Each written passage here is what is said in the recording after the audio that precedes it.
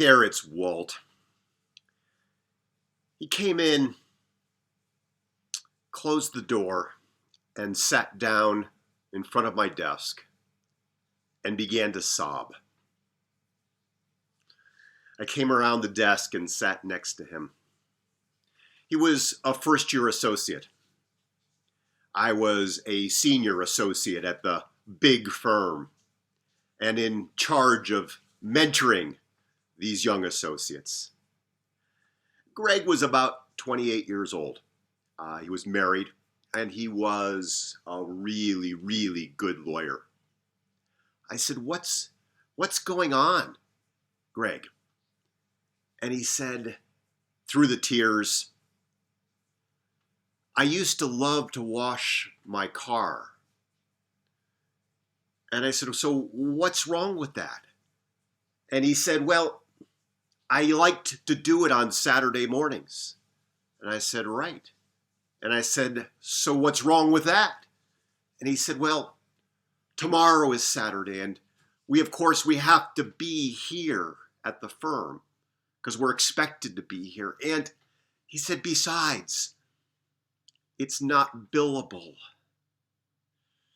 And I understood that in a moment because we had become inculcated, we had become indoctrinated with the idea that we had to capture all of our time. We had to be productive. We measured the value of our lives in 6-minute increments. And there were big billing targets that we had to hit. And so we had to account for all of our time. And even beyond the law, regardless of what activity or profession or career we're in or walk of life, whether it's being a parent, whether it's being a caregiver, we've got a lot going on in our lives. We are busy. We have so much coming at us all of the time. And it's one of the biggest complaints that we get. I have no time. I have no time even to think. And that's a shame, because time to think, time to be with our spirits, our humanity, our divinity, all of that is so critically important to our wellness and to our well-being.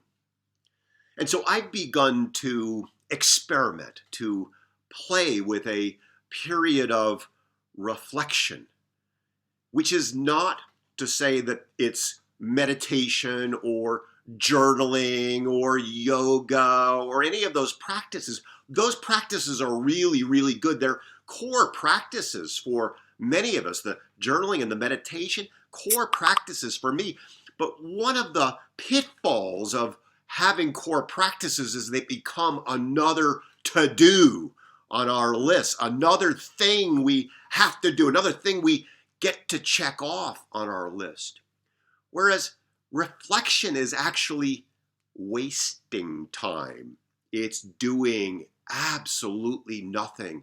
And so for the last 7 or 8 weeks, I've been playing with the idea of just spending an hour in the morning. I get up a little before 5, I pour a cup of coffee, and I watch the dawn come on. And I just be there in those moments.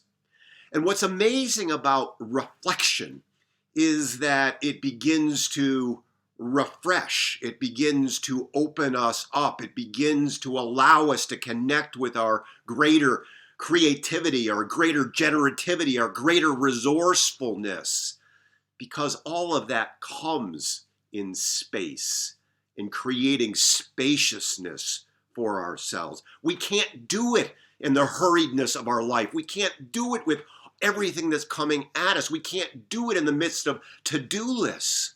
We actually have to open up time and space just to be. The greats like Warren Buffett and Bill Gates, people who have made a lot of money in the universe, they have made core practices out of just carving out entire chunks of time in their year to go off the grid and to just be. And to this day, you know, some of the great thinkers and reflectors and philosophers and healers, they spend retreat time where they go off the grid just to create time and space just to be. And even in the busyness of our lives, we can carve that time out for ourselves. Yeah, you know, I get it. I'm a productivity expert. I'm a time management expert. I get the tension that sounds like just wasting time. And yet I want to invite you to experiment with it, because what you'll see is that there is so much return on just that act of wasting time, spending that time doing nothing, opening that time up for you. Make it a great rest of the day, great rest of the week. Talk soon.